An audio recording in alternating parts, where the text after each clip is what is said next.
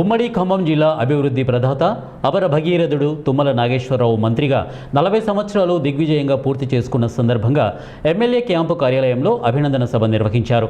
తుమ్మల జిల్లాకు చేసినటువంటి సేవలను కొనియాడుతూ నాయకులు, అభిమానుల మధ్య ఆనందోత్సాహ సభ ఏర్పాటు చేశారు.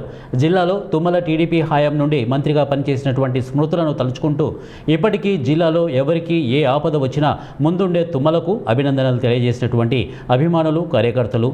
తుమ్మల వీరాభిమాని అనుచరుడు SA Rasool, MLA doctor Tellam Venkatrao, Budagam Srinivasarao, Tippana Siddhulu, Poonam Krishna తదితరులు ఈ కార్యక్రమంలో పాల్గొన్నారు.